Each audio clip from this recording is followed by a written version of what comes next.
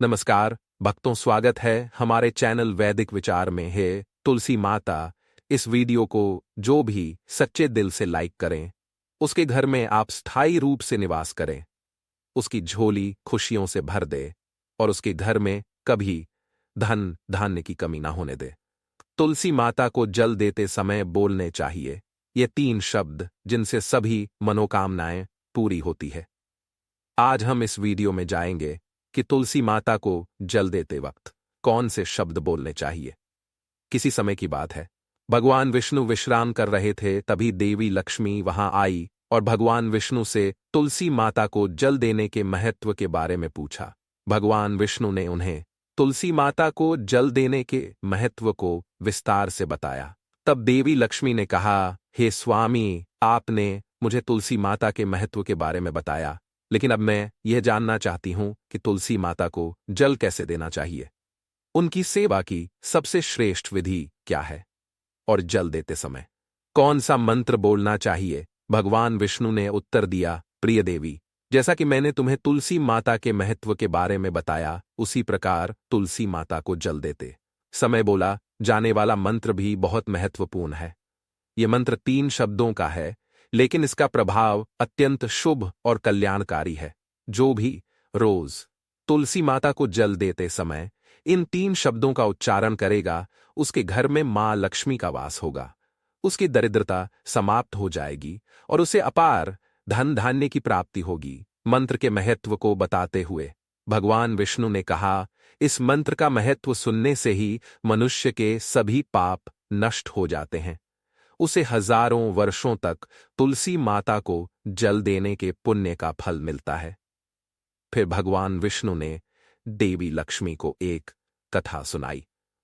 उन्होंने कहा, दक्षिण दिशा में यमनगिरी नामक एक नगर था, जहां रमेश नाम एक ब्राह्मण रहता था। वह अत्यंत पापी और गलत कामों में लिप्त व्यक्ति था। जन्म से ब्राह्मण होते हुए भी वह धार्मिक कार्यों से दूर रहता था। ना वह पूजा करता, ना ध्यान, ना जप और ना ही किसी का सत्कार करता। वह मदिरा, पान और मांसाहारी भी करता था और हमेशा अनैतिक कार्यों में व्यस्त रहता था। और वह ब्राह्मण दिन में खेत में काम करके पत्ते बेचकर अपनी जीविका चलाता था और रात में वेश्याओं के पास जाता था। इस प्रकार उसने अनेक वर्षों तक अपना जीवन इसी पाप पूर्ण तरीके से बिताया। फिर एक दिन वह दुर्बुद्धि ब्राह्मण पत्ते इकट्ठा करने के लिए एक आरशी की वाटिका में पहुंचा और पत्ते तोड़ने लगा। तभी एक काले सर्प ने, जो काल के रूप में वहां उपस्थित था, उसे काट लिया। उसी समय उसकी मृत्यु हो गई। उसकी मृत्यु के तुरंत बाद यमराज के दूत वहां प्रकट हुए और उसकी आत्मा को लेने के लिए आए। वे उसे यह लोक ले जाने लगे। मार्ग में वह ब्राह्मण यमदूतों के सामने रोने और विलाप करने लगा। उसने कहा, हे दूतों, मुझे कहा, हे दूतों, मुझे कहा, हे दूतों, मुझे छोड़ दो, मेरे प्राण बचा लो। लेकिन यमदूत बोले, अरे पापी ब्राह्मण, तेरे दुष्कर्म के कारण तुझे यह दंड मिला है। अब यमराज तुझे घोर नरक में डालेंगे। यमलोक पहुंचने पर चित्रगुप्त ने उस ब्राह्मण का पूरा लेखा जोखा प्रस्तुत किया। उन्होंने कहा, हे धर्मराज, इस ब्राह्मण ने अपने पूरे जीवन में केवल पाप किए हैं, इसने कभी कोई पुण्य कार्य नहीं किया। धर्मराज ने दूतों से कहा, हे दूतों, इस घोर पापी ब्राह्मण को नरक में डाल दो, इसे अपने कर्मों का फल भोगना होगा। यमदूत उस ब्राह्मण को नरक में ले गए और उसे भयंकर अग्नि में धकेल दिया। वह कई वर्षों तक नरक की यातनाएं सहता रहा।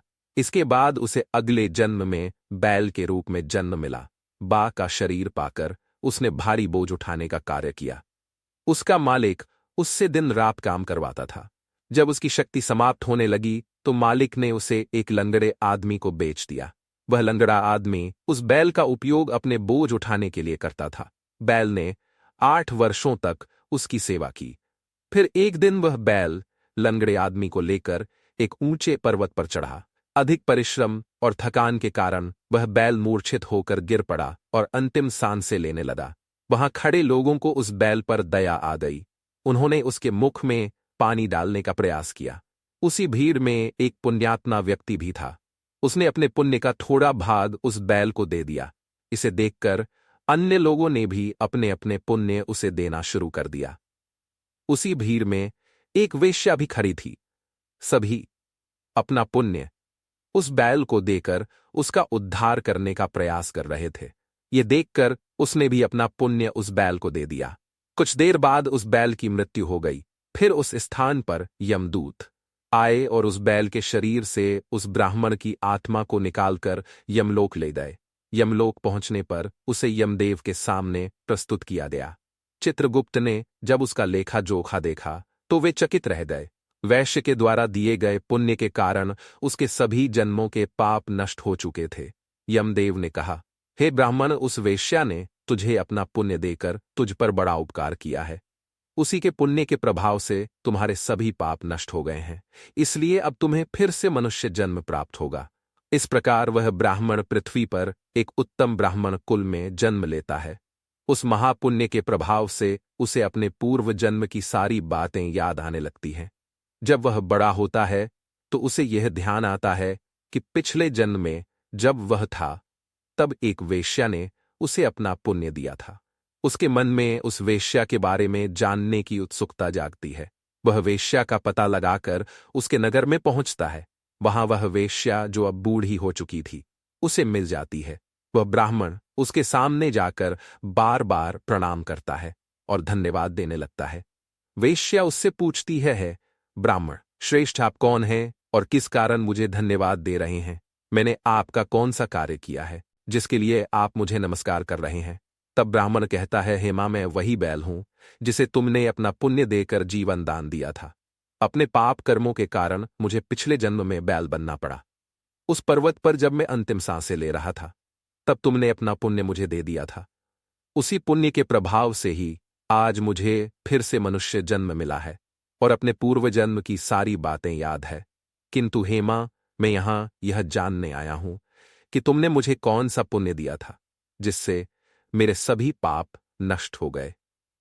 मैं उस पुण्य के बारे में जानना चाहता हूं।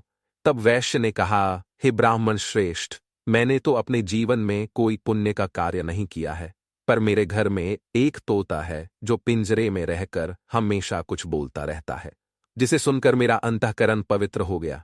वही मंत्र मैंने आपको पुण्य स्वरूप दान किया। फिर वह वेश्या और ब्राह्मण उस तोते के पास गए और उससे पूछने लगे, हे सुख, तुम कौन सा मंत्र बोलते हो जिससे हमारे जीवन का उद्धार हुआ? यह मंत्र तुम्हें किसने सिखाया और इसका क्या अर्थ है? तब उस तोते ने अपने पूर्व जन्म का वृतांत सुनाना शुरू किया। वह बोला, हे ब्राह्मण श्रेष्ठ, पिछले जन्म में मैं एक ब्राह्मण था। मुझे अपने ज्ञान का बहुत घमंड था। मैंने कभी गुरुजनों का सम्मान नहीं किया, बल्कि उनका बार बार अपमान किया। अपने अहंकार के कारण मेरा स्वभाव क्रोधी और द्वेषपूर्ण हो गया। मैं सभी को तुच्छ समझने लगा और विद्वानों का भी अपमान करता था। कालांतर में मेरी मृत्यु हो गई और मुझे यमलोक ले जाया गया। पूज्य व्यक्तियों और गुरुजनों का अपमान करने के कारण मुझे तोते के कुल में जन्म लेना पड़ा। तोते के रूप में जन्म लेने के बाद छोटी अवस्था में ही मेरे माता पिता का साथ छूट गया। मैं अकेला पेड़ की ढाल पर बैठकर रो रहा था। तभी कुछ मुनि उस मार्ग से जा रहे थे। उन्होंने मेरी दयनीय स्थिति देखी और मुझे अपने आश्रम ले आए। आश्रम में उन मुनियों ने मुझे एक सुंदर पिंजरे में रखा और मेरी देखभाल की। वे मुझे प्रतिदिन भोजन कराते और मुझसे स्नेह करते थे। उस आश्रम में वे मुनि, उनकी पत्नियां और बच्चे प्रतिदिन तुलसी मां के पौधे को जल अर्पित करते और एक मंत्र का जाप करते थे। उनके मुख से बार बार वह मंत्र सुनकर मैंने उसे याद कर लिया। तब से मैं उसी मंत्र का जाप करता हूं। इस मंत्र के प्रभाव से मेरे जीवन में सकारात्मक बदलाव आने लगे। मुझे अपने कर्मों का पश्चाताप हुआ और मेरी मृत्यु भी टल गई। मेरी आयु 100 वर्ष हो गई और इतने वर्षों तक मैं जीवित रहा। एक दिन रात के समय एक चोर उस आश्रम में आया और मुझे वहां से चुरा लिया। बाद में इस वेश्या ने उस चोर से मुझे खरीद लिया। वैश्य के घर आने के बाद भी मैं वही मंत्र बोलता रहा। इस मंत्र को सुनकर इस वेश्या का अंतःकरण पवित्र हो गया। उसने अपना पुराना जीवन छोड़कर भगवान विष्णु की भक्ति करनी शुरू कर दी। हे ब्राह्मण देव, इसी मंत्र के प्रभाव से मेरे और इस वेश्या के सभी पाप नष्ट हो गए। यही मंत्र आपको भी पाप मुक्त कर चुका है।